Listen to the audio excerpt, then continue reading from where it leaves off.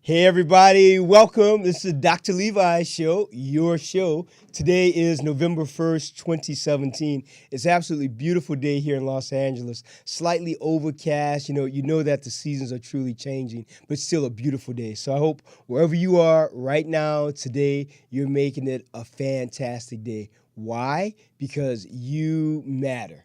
And every day, think about it. If you really live in the state of ever expanding gratitude and passion for your life, then every day is a good day. There's never any day that's, I just got to get by, I just have to get to work. No, it's about really waking up saying, wow, what greatness can I do today?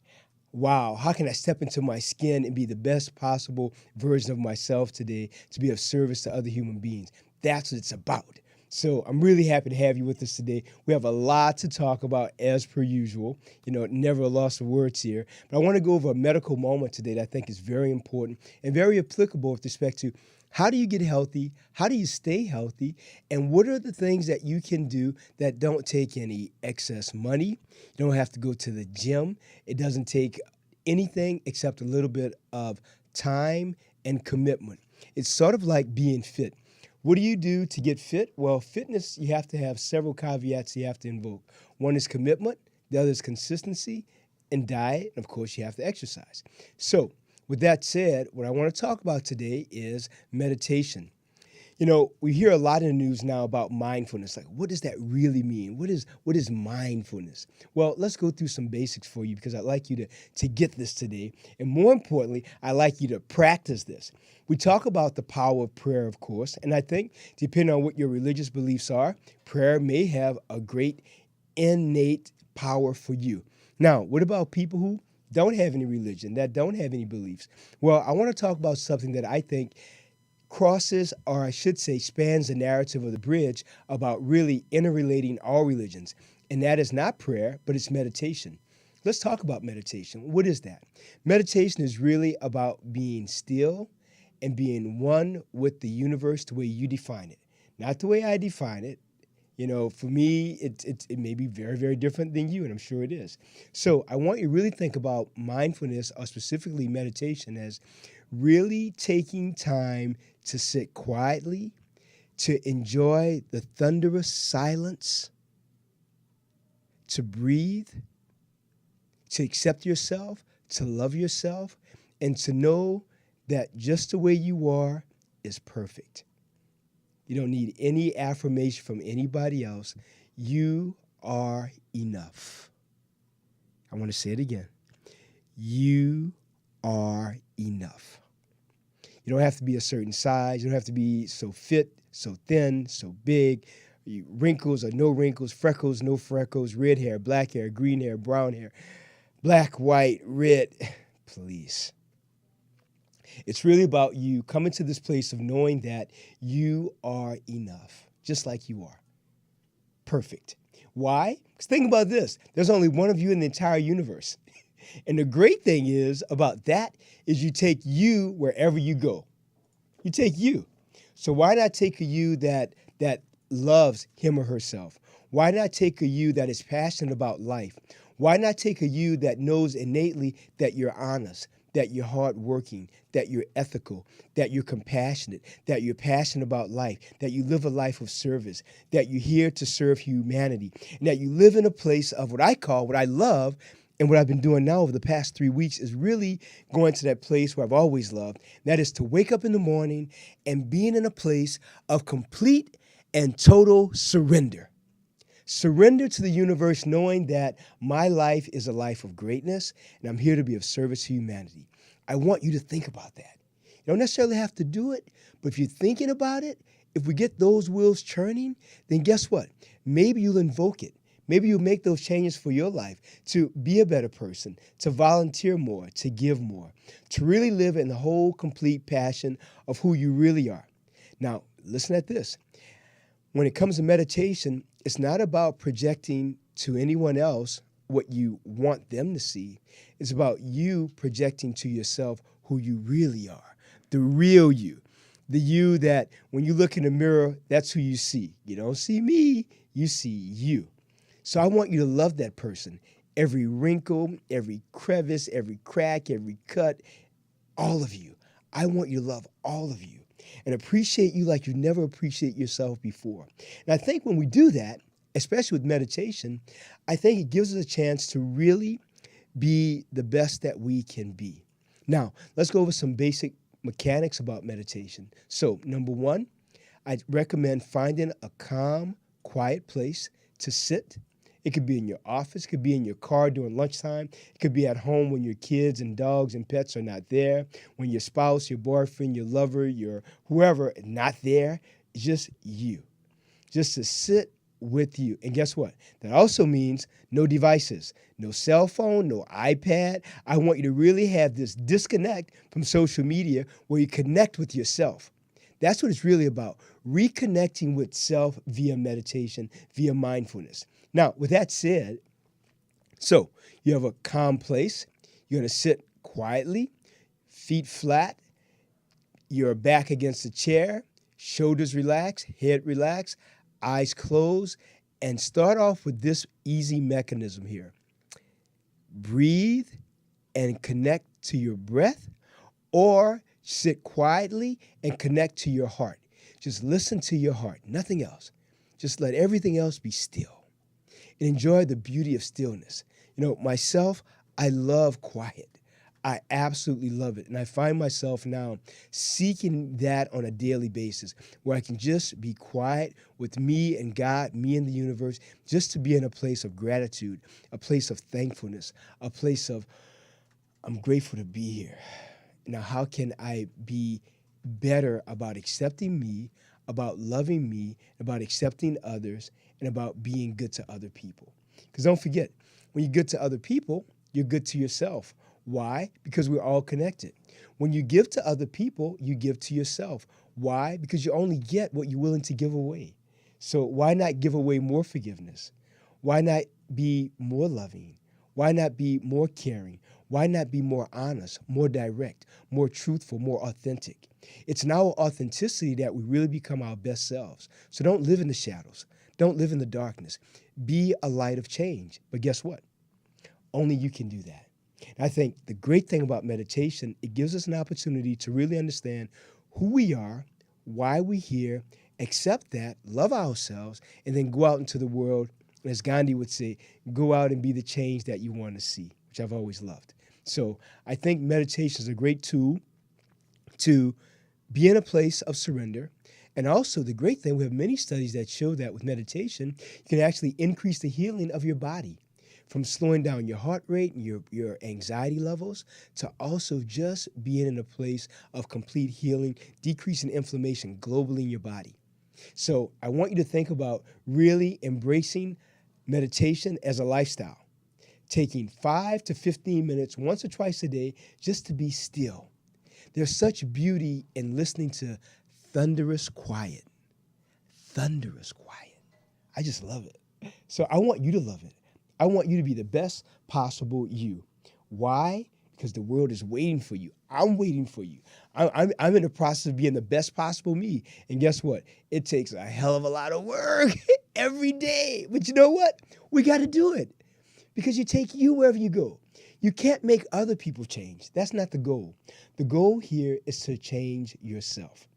And once you change yourself, love yourself, appreciate yourself, guess what? You've done all that you can do. And that's a good thing. It's a good thing when you love you. And guess what? It's a better thing when you love all of you. And it's the best thing when you love all of other people. It's really not about changing other people. It's about accepting them for who they are. And knowing that you're not here to change other people. You're here to change you. You're here to work to make the world better. You're here to accept the idiosyncrasies, the peculiarities, the oddities of other people. Guess what? Because they're accepting the oddities, peculiarities, and idiosyncrasies that you have. You know, none of us are perfect. Even though many of you think you are, I got a surprise. You're not.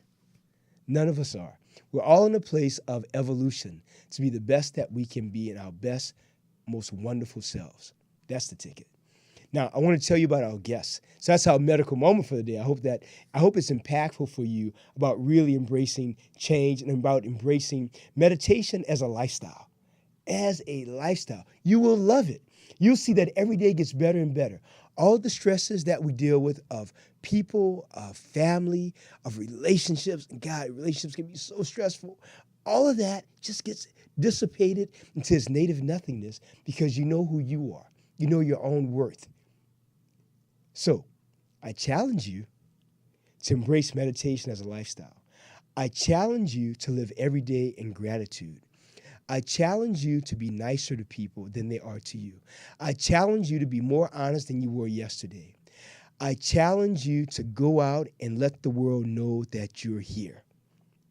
That's what I challenge you. So, accept the challenge? I don't know. I hope you do. I accept the challenge every day to be the better me. And guess what? Every day I have to work on more and more and more. And that's a good thing. Once we acknowledge that we all are imperfect, then it gives us a platform to make those changes to be better versions of ourselves. Now, with that said, let me tell you about our guest today. She has this, what I call, extraordinary, effervescent aura of leadership, of knowledge, of goodness, and of service. You know, when it comes to humanitarians and entrepreneurs, she is someone, I tell you, who embodies that. She's the essence of that.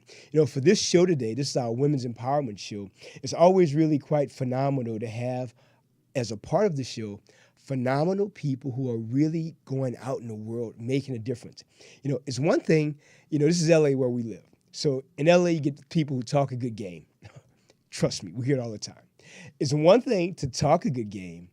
It's another thing to live a good game.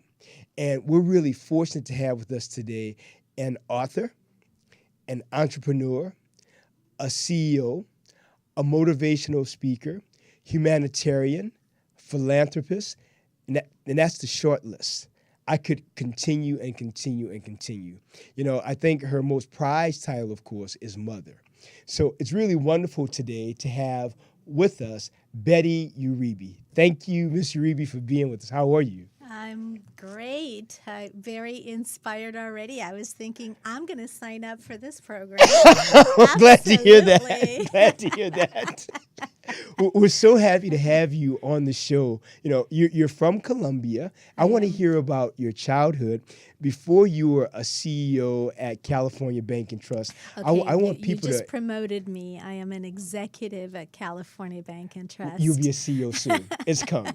You get ready for it. All right. Absolutely. So let's hear about your journey from Colombia to the U.S. and then on to California Bank and Trust. So what was life like as a young child in Colombia? As a young child, I felt privileged. I had a childhood of privilege. Yes. And a lot of gratitude. You know, I connect a lot with what you just said to Yes. your audience earlier today. My dad was an entrepreneur. He had a transportation business. He traveled all over. And I got to experience the trajectory of my father going from not having too much to becoming a millionaire. Yes. And so at exactly the time when we made the decision to come to the United States, it was a privileged life. I didn't do anything except for going to school, get good grades, Right. and make my mommy and daddy proud. Exactly. And throw parties at the house that were amazing for the neighbors. And that was about my childhood. Around the time when we decided to come to the United States, we started going to church. And that's when my mother, I think, found an intimate relationship with God. It wasn't religious. It was a very spiritual Yes. environment when we were children. But my dad, there was a secret. There was Yes. a dark secret in my house. Right. My dad was an alcoholic, and my mother suffered from spousal abuse. And so, in spite of the money, in spite of what you would call the good life Yes. on the surface, Yes. there was this deep, dark secret that we had in our house. Right. And my mother one day decided when I was sleeping, my mother was sleeping next to me, and I woke up and my father was about to strangle my mother. Yes. And I think it was around that time when she said, "Enough. Right. I can't do this anymore. And I'm going to leave this environment." And she gave us an opportunity to make a choice. And the choice was for my three brothers and I at the time to either come to the United States or to stay with my dad. We That's a all hard decided choice. to come. It was a very difficult choice Yes. because as a young lady, I was daddy's little girl. Right, right. And departing and breaking away from my daddy. Yes. And coming to a new country where I didn't really know what was waiting for us. Right. But I felt like my mother needed to have her children close to her. Support. And yes, she needed support. And so that's when we made the decision to come to the United States. I tell you, that really shows the extraordinary power and fortitude of your mother to say, I will leave this and I will no longer subject myself to the physical violence or have my children witness the physical violence, because it still affects you. Even if it doesn't affect you physically, it affects you emotionally and mentally and even spiritually. Very much so. Absolutely. And that it did. It affected all four of us. And she knew that. Right. And I think she had the wisdom and the fortitude to be able to, at the age of 45, to move to a whole nother country with 4 children and become something different on the surface than what she was. Right. But really be able to embrace all of who she really was. Yes. That's it's a great reflection of where your inner strength comes from, having a mother who was such a shiro, Yes. who really showed you that you don't stop. You continue to build your life, and that no one, man or woman, no one is in charge of your destiny but you. Absolutely. Absolutely. That is really amazing. Yeah. Now, when you got here with your mom and your brothers, what was that like when you first got here? Because this is a new country, new language, new culture, new neighborhoods, new schools. Everything is new. It was interesting being 12. If you remember when you were 12 years old, That was like 2 weeks at ago. the end. Yeah, right. It's around your formative years. Yes. And around that time is when you're really forming your own adulthood way of thinking. The malleability of your brain begins to change at the age of 12. So languages become more difficult after that. So thank goodness I was 12. If you were to talk to my older brothers, they would talk to you like this. Oh, They different. would talk to you like this. Yes. But the way things were at the time, it was exciting. Right. Because everything is new. We're coming to America, to the land of opportunity. So that was exciting. And seeing bicycles on the outside of somebody's house and not being taken, that was really strange. And the order in which the country is, that was different. Yes. So a lot of new things that were new and exciting, and yet there was this sadness that I had to leave my daddy behind. So I remember writing letters to my dad. Every week I wrote a letter. Every week he responded with a letter. So I have stacks of letters from my dad. Yes, for years we wrote letters to each other. And he eventually he apologized, and he got a hold of his illness and became just the kindest, loving father and That's man. wonderful. So yes. But it was a different environment being here, and it was almost like the blind leading the blind. If it were not for my Aunt Ruby and my Uncle Ivan, at whose house we stayed for 3 months. Right. And this was in Los Angeles. In Torrance. Yes. They lived in Torrance. We stayed with them for 3 months, and I took English lessons and etiquette lessons and you name it lessons from Aunt Ruby, who wanted us to be perfect. Right. And so I remember saying the word refrigerator to the mirror so many times because that was the toughest word for me to learn. Right. And I wanted to learn the language perfectly. Right.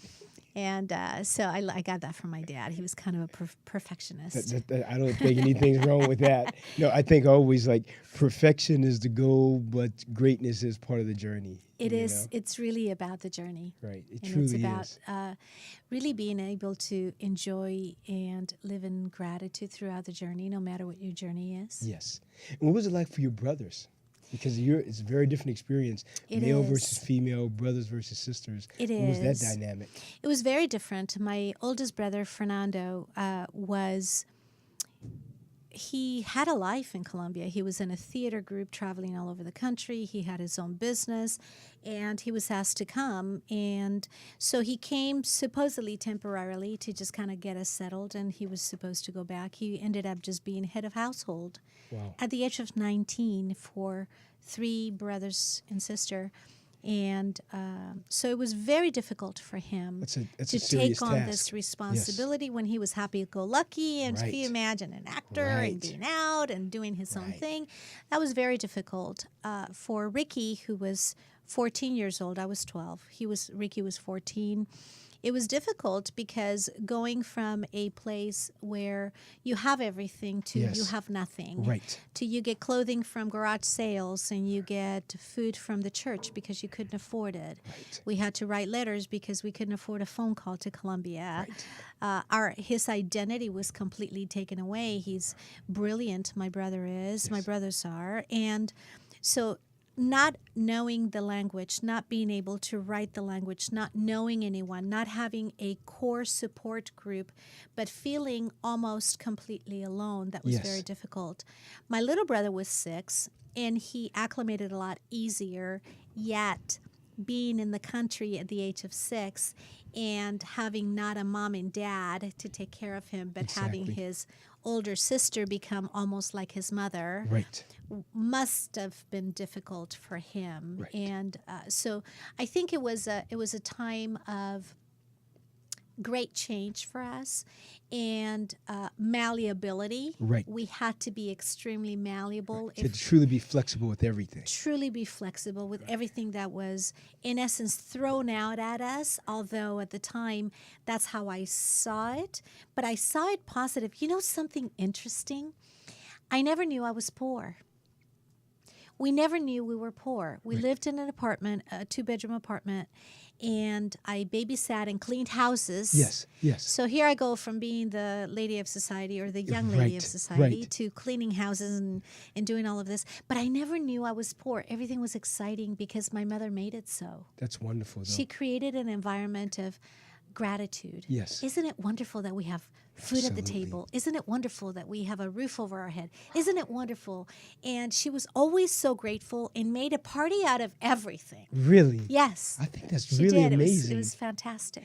So now, how did she find her path when she arrived? Your mother, what she wanted to do? I think she knew that she wanted peace. Yes. And that was Not only for her, but for her family. That's what's absolutely. powerful. So she was very clear on her own values, on Right. what she valued the most. Yes. What she valued the most was family. Right. She wanted an opportunity for the family to be a unit. She also valued peace, having peace in our life and being able to go to church if we wanted to, being able to go to school if we wanted Yes. to, being able to work if we wanted to, and not having to look over our shoulder at someone that may walk in Right. intoxicated Right. and Or violent. Or violent. So the peace factor was a big one. She did not value money. She Right. valued time. Very And powerful. the essence of quality time with your children. I learned Bible verses because she used to read to us every night. Yes. I learned stories. She was well read, so I learned stories about the presidents of the United States. She was just enamored with history. Yes. So I learned a lot because she read a lot to us. She spent quality time with us. And she showed us the value of living according to your value system, not with her words, but really with her actions. So she lived it. It wasn't She just lived it. speaking it. Because I always say that we can only talk about the way we've lived. Yes. And if you've lived it, you can talk about it from a place of Absolutely. truth. Yes, absolutely. She valued education. She wanted us to have an education. That's why I went out and got my doctorate. Yes. She knew that education would be an opportunity for us to make a bigger impact. Absolutely. And so giving to others was really important to her. And she knew if we got an education, we would be positioned in a place where we would have a bigger opportunity to affect bigger audiences or bigger populations. So that was really important to her. Yes. She always supported us in that. You know, when you said that, it made me think of something my father used to always say. He'd say, well, Levi, when it comes to education, it is your number one priority, son. He said, because the more education you have, the more choices you have. He said, with education, you can choose versus having someone choose you. Absolutely. And I've always loved that. Yes. That stayed in my mind now at 35 plus. I can hear that when I was a little kid. As a kid, though, it was over and over. I was like, oh, here we go again. But now I get it. It Yes. went down into my subconscious and it's deeply rooted there. Oh, it's amazing what happens when you tell kids Right. something. She said you could do anything you want to. You Yes. could dine with the President of the United States. You could go to Right. the White House. Right. You could go to this. You could go around the world. And My you've brother done did that. that for me. You've Yes, been to the White it House. was amazing. You've been around the world. Yes, You've yes. spoken in North America and South Yes. America. You've won incredible awards. You've written a phenomenal book, #Values. You've done all these things with that. In my mind, it's like this person who felt like I am unstoppable. You've lived in this place of invincibility, which is great. I think in life, every single individual has an opportunity to do whatever you wish to do. Absolutely. And I think that when we think about what's stopping us from getting from where we are today to where we want to be, it's right here. I agree. This is what stops I us. agree. And I think as parents, we don't realize the impact we have in our children. As leaders, we don't realize the impact we have in our employees. What we say to them, do we believe in them? Do we trust them? Do we believe that they're the very best? Right. And do we encourage them to grow? Whether it's parents or employees, I kind of see it in a similar fashion in a way. It's amazing what happens. It's almost like a self-fulfilling prophecy, isn't it? I totally agree. And I think that the bottom line there is people we work with or work for, we will treat them the way they treat us. We will trust them the way we think they trust us.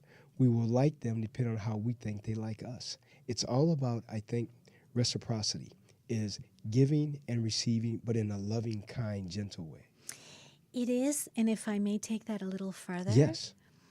there's, about the mirror neurons in your brain. Oh, of course. And so, of course, we're going to mirror what somebody else does, and it's embedded in our DNA and how we're made up Absolutely. physiologically. Absolutely. But there's something else, and it talks to what you started to talk about in your show this morning about meditation and Yes. being okay with who you are. You are enough. Yes. And when we come from a place of, I am who I am, Yes. and I will behave in such a way because of who I am.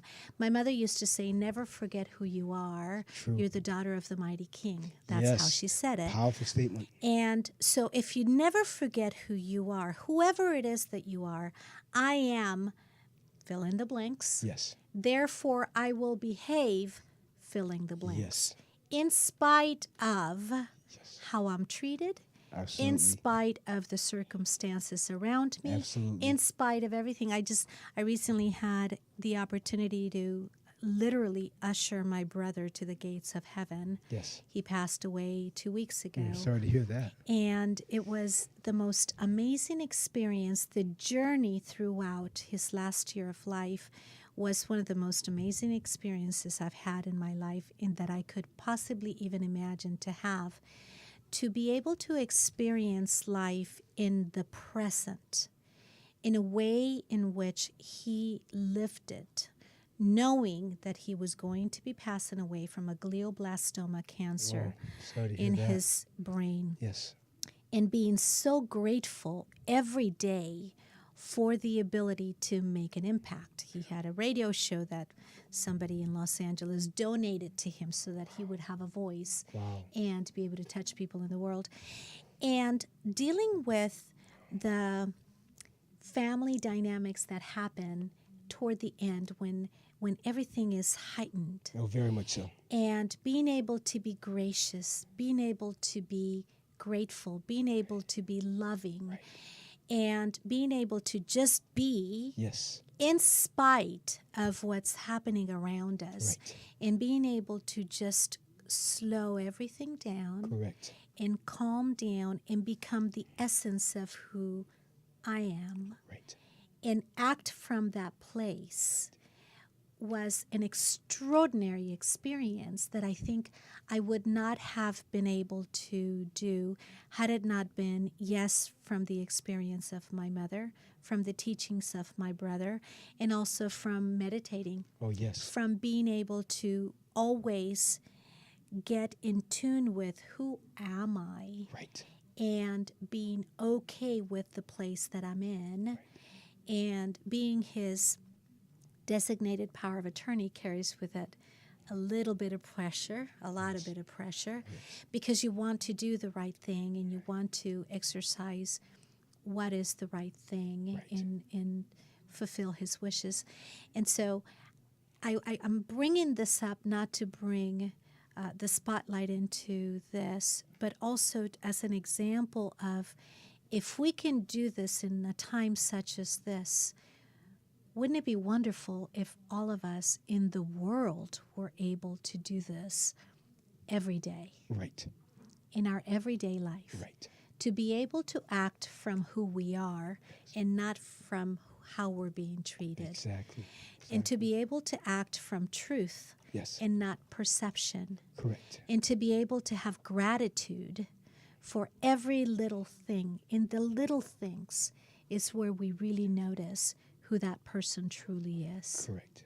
Correct. I always say that when it comes to gratitude, gratitude is a practice. Gratitude is, to me, like breathing or eating food. It's we a have way to of do life. it every day. It's a way of life. It's a Absolutely. lifestyle. It is. And I think it's a lifestyle that I believe has to be based on true, authentic communication at all times, Yes.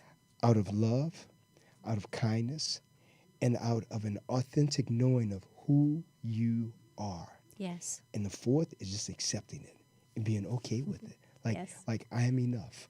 I am Yes. worthy, and Yes. that's fine. Yes.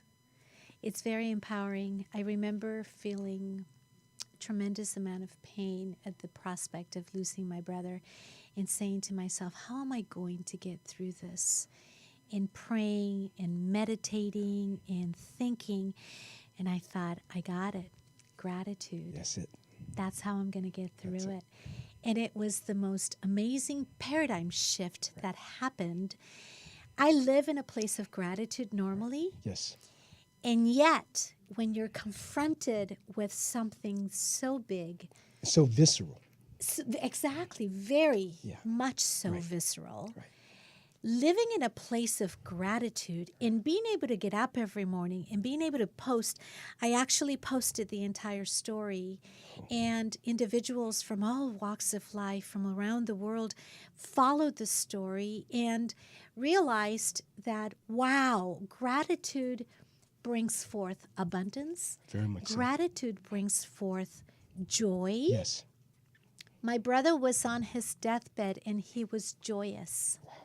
My brother was in a clinic with other people who were terminally ill. Yes. And yet he was so gracious and so grateful for every little thing. And how wonderful that when we're stripped down from everything we Yes. have, Naked. completely, Yes.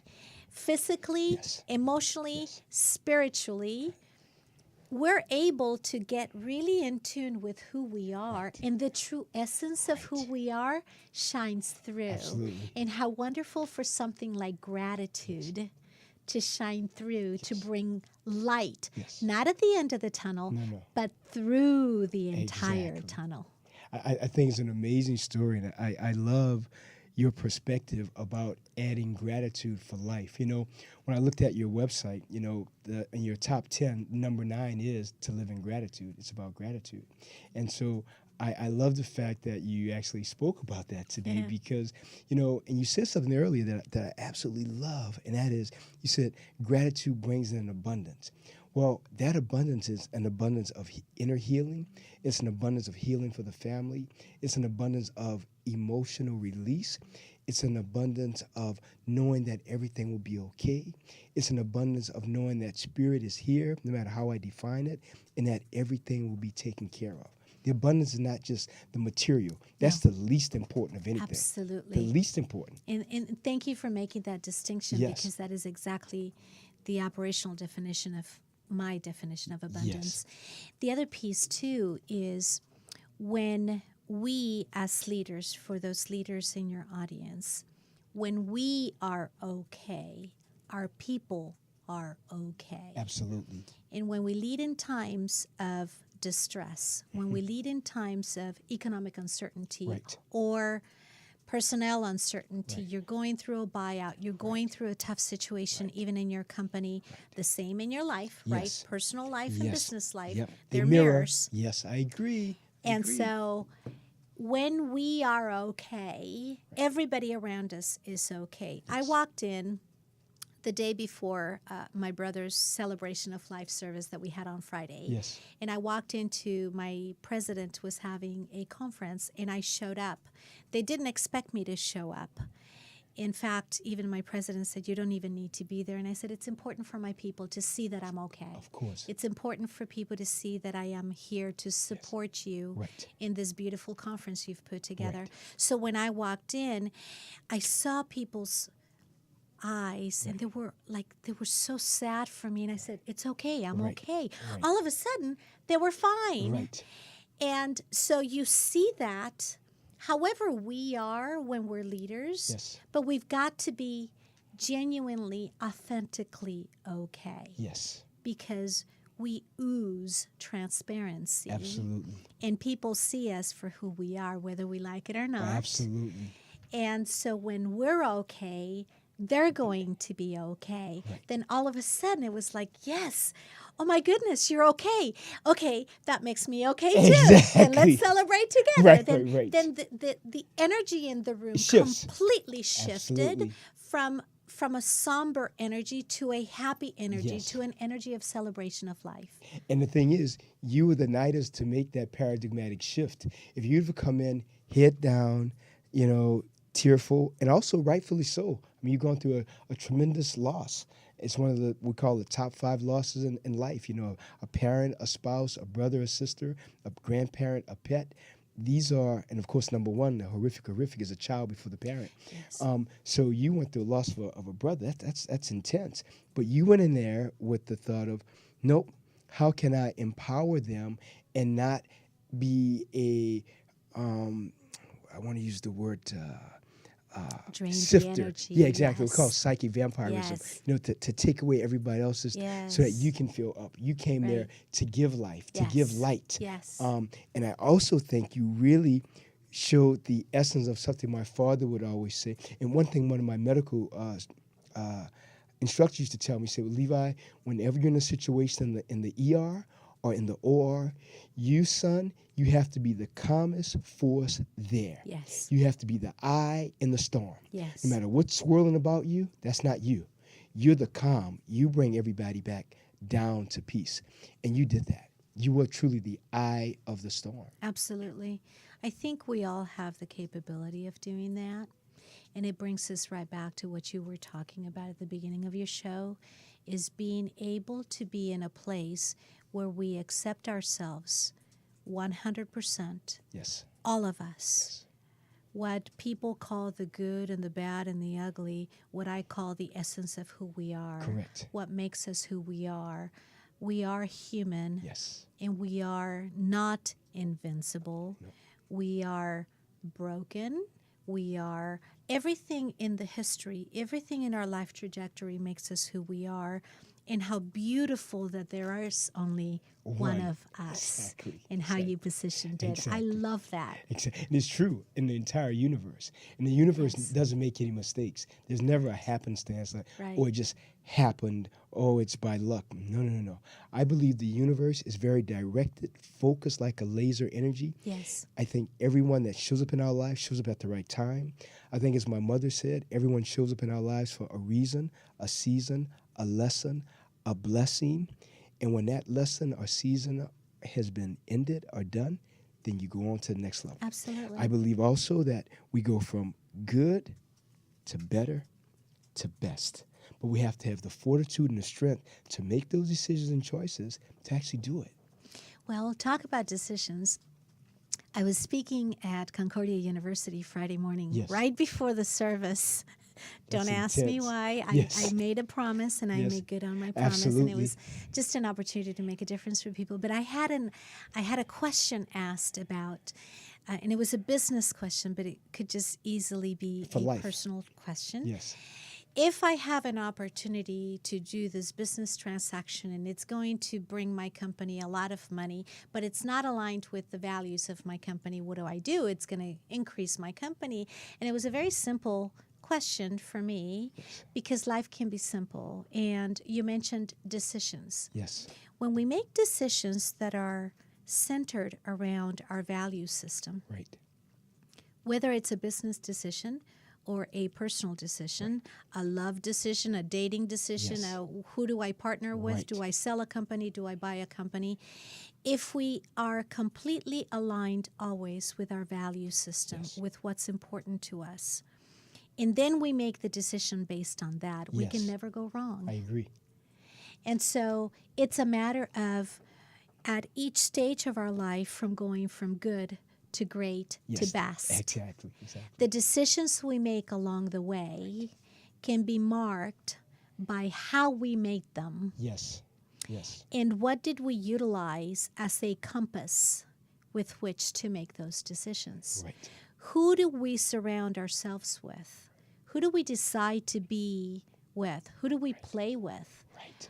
Who do we marry? Who do we Exactly. date? Who do we employ? Yeah. Who do we love? Who do we love? Absolutely. Who are the people that we choose to be around? In that inner circle, Absolutely. the real circle. Yes, absolutely. My mother used to say, dime con quién andas y te diré quién eres. Tell me who you're with and I'll tell you who you are. My dad used to say the same thing. He would say the same thing. He would say, Levi, show me your friends, and I'll tell you all about yourself. Absolutely. What a Absolutely. statement. Yes. Wow. I've never heard anyone say that. My dad used to say it all the time. Yes, Wow. And it's true. it is. You know, because our friends and people that we're around are representations of who we are on the inside. Yes, Not just the out, but the inside. the inside. Wow.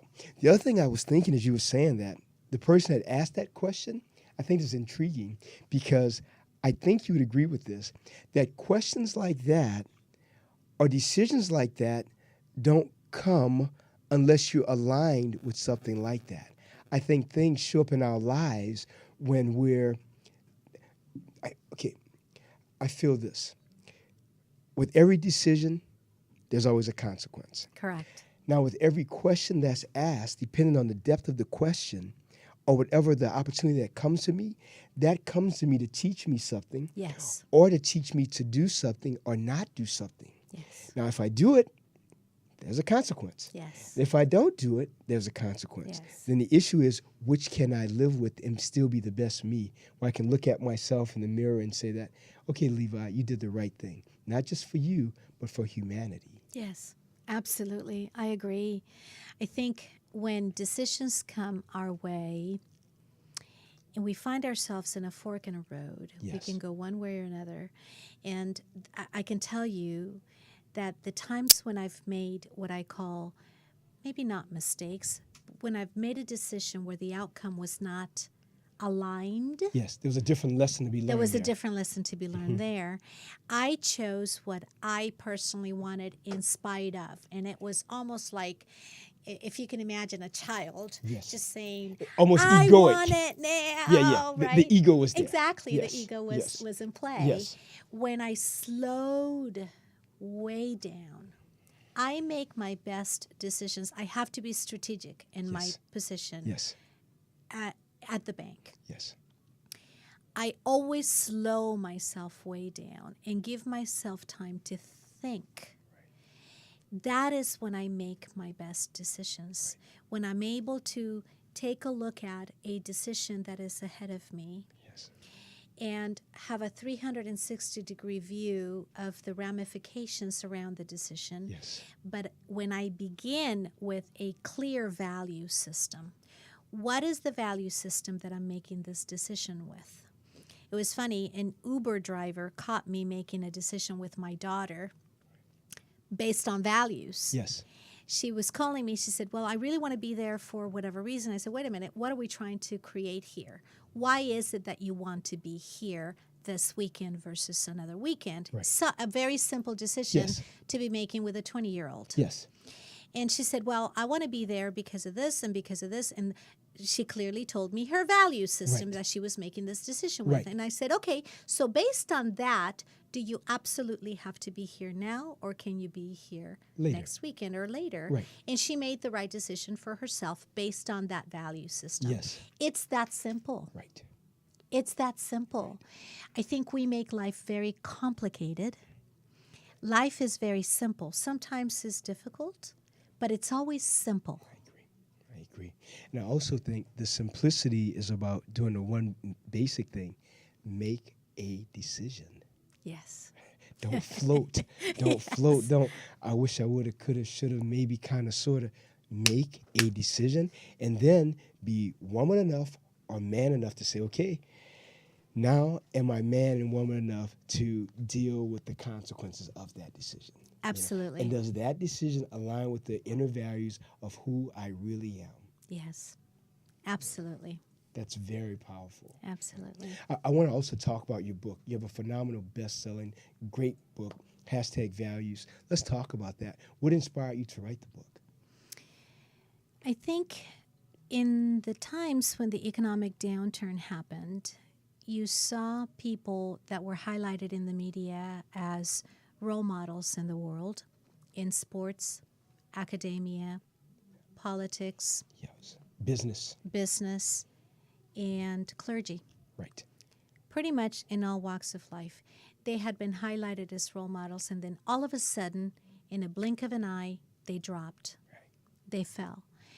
And we saw that not only in North America, but we saw that all over the world. Right. Internationally. Internationally.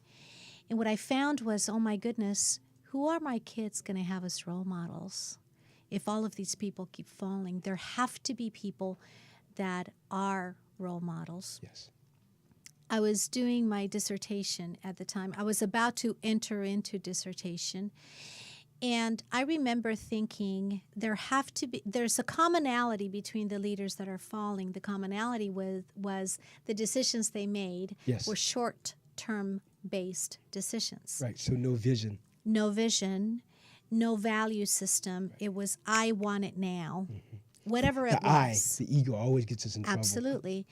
And so I sought out to study leaders who were really what I call values-based leaders, Yes. people who really focused on the good of the whole, who wanted to make a difference for others, who permeated values Yes. throughout their organizations, and who created sustainable results. So I went to the White House, the Pentagon, and interviewed generals in the different areas of the military. Yes. I also interviewed CEOs of large and medium-sized companies and C-level executives in financial services. I chose those 3 pods because when a country gets rebuilt, it's those 3 pods that are the major columns Yes. that a country or a city or a town or an organization is built upon. Those are like cornerstones. Cornerstones, thank you. And so I did the study, and so that was the foundation of my book, was my dissertation study. That's And wonderful. it was on values-based leaders. And I wanted to know, what is it that makes people tick? What is it that makes these leaders values-based leaders? And how can I raise them up as the new role models Exactly. for people who are coming?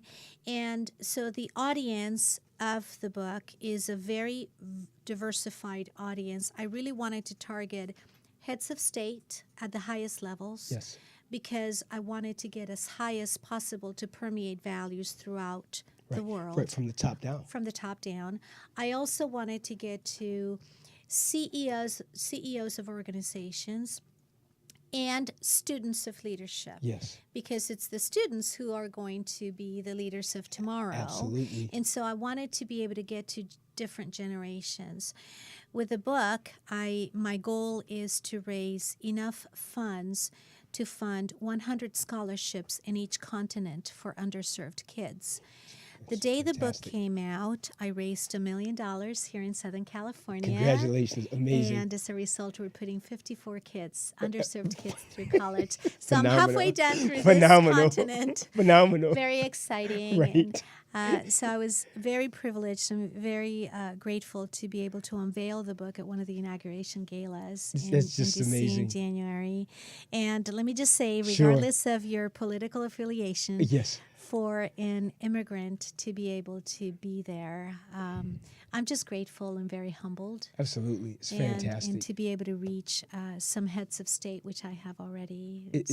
All I can do is it's been congratulate just an amazing you. journey. Well, you're an amazing woman. Thank We you. have like 30 seconds left. I want to just really thank Betty Uribe for being here. Just absolutely phenomenal. How can people contact you for speaking engagements or to get your book? Is there a website, social media platforms? Yes, on both. My website is drbettyuribe.com. Right, and that's BETTYURIBE. Yes, dot that's com. correct. Thank you. Fantastic. And on social media, I get a lot of LinkedIn messages, and they go Okay. directly to me. To you. I read all of the LinkedIn messages, believe it Fantastic. or not. So it's always just Dr. Betty Uribe on Instagram, Facebook, LinkedIn, and Twitter. Awesome. So Well, I want to thank Dr. Betty Uribe for being here today. Just phenomenal. You just you made the show just amazing. Thank you. And I want to say, go Dodgers! Yes. The seventh game historically Woohoo! will be played at Dodger Stadium. How phenomenal tonight! So I can't wait to celebrate next week and just say, go Dodgers, go! It's going to be absolutely phenomenal. And of course, you can join me on Facebook, Twitter, Instagram, YouTube, Twitch TV, Yelp, YouTube. I'm on all those platforms. And I just want to, again, I really want to thank our extraordinary strategic intellectualist, Dr. Betty Uribe, for being here with us. She really shows the values and she lives the values of leadership, of intellectualism, of truth, honesty, authenticity, and of course, above that, these major two, gratitude and service. So I want to thank Dr. Betty Uribe for being here with us. Please reach out to her. She is a star, period. All right, this is Dr. Levi. Have a great day. I want to thank Janet Rodriguez, our producer, and Tony Sweet, our engineer today. Great show. So thank you, everyone. Go out, do some good. The world is waiting for you. Bye.